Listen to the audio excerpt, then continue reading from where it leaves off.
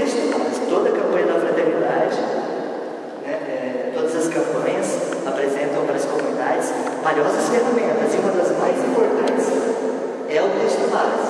E todos os anos o texto base ele vem organizado naquela metodologia tradicional da igreja: ver, julgar, agir. Não é diferente esse ano.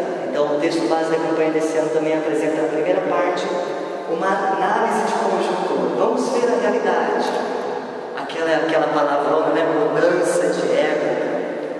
Então vamos ver o que significa isso aí, quais são as características, coisas que a gente já sabe, mas agora a gente vai dar uma organizada nisso a partir do esquema do texto base. Depois de fazermos um pequeno passeio por este ver a realidade, aí nós vamos então para a segunda parte, que é o que a palavra de Deus nos fala sobre isso. Vamos buscar então na palavra de Deus, na tradição, no magistério da igreja, na história da igreja, uma luz para iluminar essa realidade.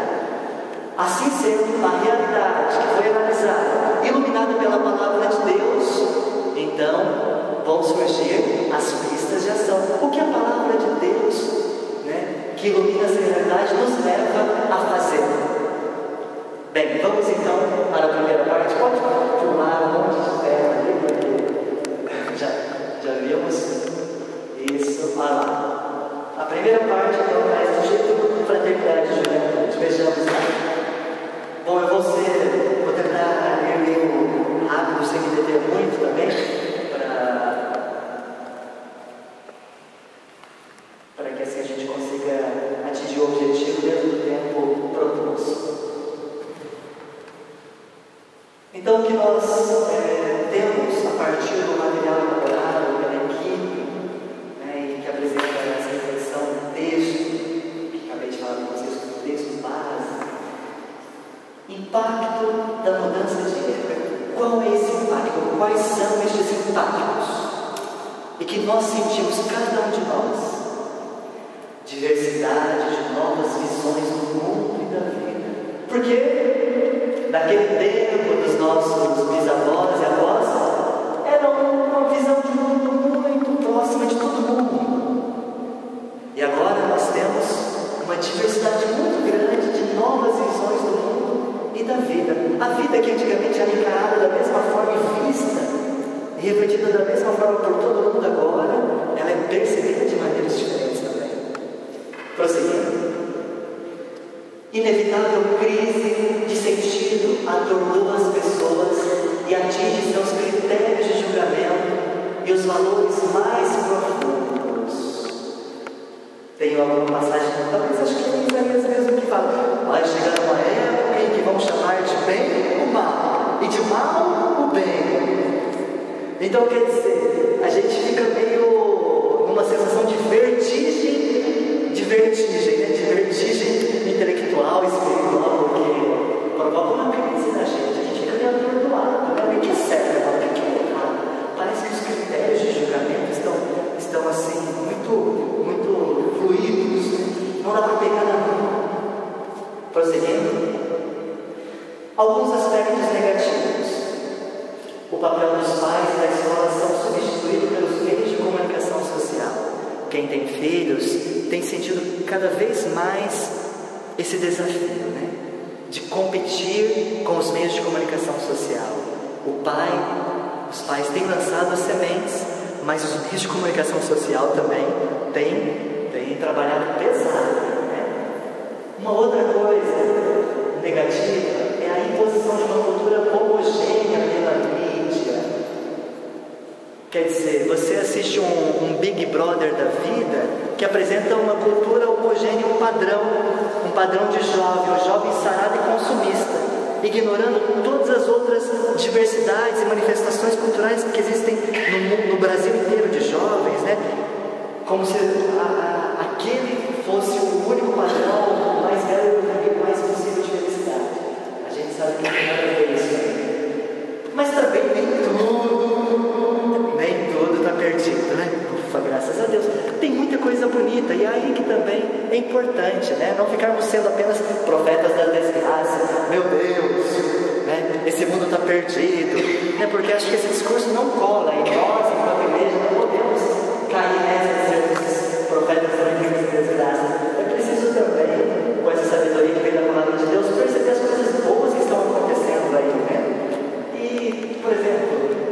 valorização das pessoas, o reconhecimento da diversidade cultural, o avanço tecnológico e a expansão das relações. Né? Quem não considera como algo positivo, né? E não tem aí no bolso um celular para falar com as pessoas que ama e tudo mais. O avanço tecnológico e a expansão das relações é algo bem interessante. Né? Prosseguindo, falta de critérios é um dos aspectos que a gente percebe como impacto. E aí, então, acho que a gente pode colocar lá na categoria das coisas negativas, né?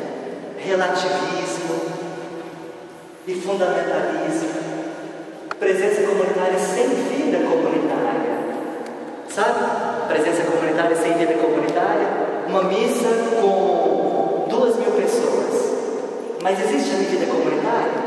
Acabou a missa, cada um volta para sua casa com seu celular e com sua internet. Então, nesse sentido, né?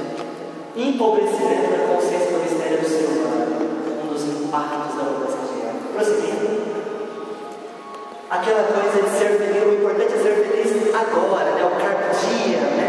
É uma filosofia que acompanha a gente há algum tempo já, a filosofia do carpe diem. O importante é ser feliz agora, né? E para isso, vale tudo. A ausência de sonho de felicidade futura. Vocês já perceberam que os jovens estão um pouco assim, empobrecidos daqueles sonhos dos jovens da década de 60 e 80 que sonhavam com um futuro, com um mundo melhor? Agora o jovem está privado, muitos jovens privados desses sonhos, já não sonham mais com um futuro, mas o discurso é: eu quero curtir o momento, o dia de amanhã, quem sabe? Fragilidade dos laços sociais e comunitários, né? Antigamente, é aquele discurso do antigamente que a gente tenta se libertar, mas não consegue. Mas assim, era gostoso e todo mundo gostava de participar de um grupo de reflexão. A paróquia era cheia de grupos de reflexão. O grupo de jovem estava assim, pipocando o grupo de jovem, né? Quer dizer, havia um prazer em viver, estar com os irmãos, a vida comunitária, né? Mas hoje em dia, uma fragilidade dos laços sociais e comunitários. Outra coisa ali, né? Banalização e desrespeito negam ou ameaçam a vida, a fragilidade das instituições, família, igreja, justiça, enfim, as instituições passam por uma crise profunda. Prosseguindo. Hoje a atuação do jovem é diversificada. Disposições éticas e ações concretas nos espaços esportivos, por exemplo, é o que nós encontramos, né? São algumas experiências de jovens que desenvolvem ações concretas, assim, por exemplo, nos espaços esportivos, ambientalistas, como o Greenpeace, por exemplo, né, que na sua maioria é formado por jovens, espaços religiosos também, culturais, né, teatro, dança, redes sociais, principalmente. Então, quer dizer, quando orientados, os jovens não são manipulados. Prosseguindo. Cultura midiática. Com o advento da informática, surge um novo modelo de agentes de comunicação. Os jovens, que até então recebiam a informação de modo passivo, passam a utilizar as novas tecnologias, dominando-as. Porque vocês viram aquela revolução que aconteceu lá no Egito? Uma revolução que aconteceu graças a vídeos e postagens na internet. Jovens, usando o YouTube, usando o Facebook, usando os outros recursos que a internet oferece para estabelecer uma comunicação com outros jovens e assim, né, conseguiram depor lá um ditador. Então a gente percebe que hoje o jovem, pelo menos no mundo da internet, ele domina essa ferramenta, e o jovem, quando ele quer, ele coloca um vídeo no YouTube e esse vídeo, daqui a um dia, está sendo assistido por jovens do mundo. E ali, através daquela ferramenta, ele comunica, ele passa a sua mensagem, dá o seu recado. Né? Então, antigamente, quem passava notícia eram as pessoas que detinham o jornal e a televisão. Mas hoje o jovem também, ele tem sido um grande agente de comunicação. Prosseguindo. O jovem não vive mais sem os instrumentos tecnológicos, né? Que jovem hoje consegue viver sem um celular, sem uma internet? Risco de estar sempre conectado, ali não um risco, né? Uma preocupação. Risco de estar sempre conectado e privilegiar essa forma de encontro em detrimento da presencial, que é o mais importante. Quer dizer, sabemos a importância desses meios de comunicação, da internet, mas existe um risco que está aí por trás. Quer dizer, o jovem se isolar e esquecer da importância daquele encontro pessoal, que também é fundamental e vem em primeiro lugar. Prosseguindo. O novo modo de relacionar-se. Os jovens querem ser autores e participantes dos processos de relacionamento. O protagonismo juvenil nesta cultura. Eles se sentem motivados pelos desafios que esse novo universo comunicacional impõe. Conhecem e dominam as linguagens das novas mídias. E como dominam, né? Como os netos, né? Dão baile, né? As criancinhas com 3 anos, as crianças com 3, 4 anos já sabem tudo sobre a internet, enquanto a gente está correndo atrás, né? Apanhando. Prosseguindo. Os jovens dominam as relações baseadas na interatividade. Então a gente tem que considerar, né, essa influência das novas tecnologias. Só que, olha só, alguns adolescentes e jovens tendem a um isolamento. E a gente, conversando por aí, vai ouvindo, né, tantas experiências de jovens que ficam 6, 7 horas por dia na frente da internet. Aí, quer dizer... Então, o desafio de todos nós, da família, da igreja, estabelecer regras e relacionamentos capazes de um uso sadio e proveitoso desses instrumentos. Quer dizer, não é tirar o computador, mas, né, estabelecer regras para que ele possa ser usado de uma maneira saudável. Prosseguindo. Então, os jovens hoje buscam uma abordagem nova na educação. Eles não querem ser aqueles que recebem essa educação pronta, né, como se o professor soubesse tudo e eles nada. Não, eles já vão para a sala de aula com um monte de informação que eles pegaram na internet. E eles querem discutir essas coisas que eles viram na internet. Então, o saber construído de uma maneira corporativa, é isso que o jovem quer. Interativa, prática. Quer dizer, os jovens, eles não estão fechados. É preciso reconhecer que eles estão abertos ao mundo e também à solidariedade. E a gente vê, né, que os jovens hoje interagem com outros jovens de outros países através da internet. E por isso eles também criaram uma maior sensibilidade diante dos problemas globais, né? Por exemplo, os jovens pela causa da Palestina, né? Jovens do mundo inteiro que através da internet, né, lutam pela libertação da Palestina. Uma causa em comum, e os jovens são solidários com os jovens, né, palestinos, por exemplo. Um exemplo de muitos que estão acontecendo. Então, o avanço tecnológico não impede uma atitude de fé, né? Muitas coisas legais, muita evangelização acontece através da internet também. Os cyberespaços estão se tornando cada vez mais o areópago, é o lugar de evangelização por excelência, principalmente entre a juventude. E a igreja, hein? Aí que está, né? Diante de tudo isso, como nós, enquanto igreja, ficamos. Um grande desafio para nós, quer dizer, a inclusão digital das nossas paróquias e comunidades pastorais e movimentos. Inclusão digital, né? Então, muitas paróquias estão fazendo essa experiência já, mas muitas estão por trás.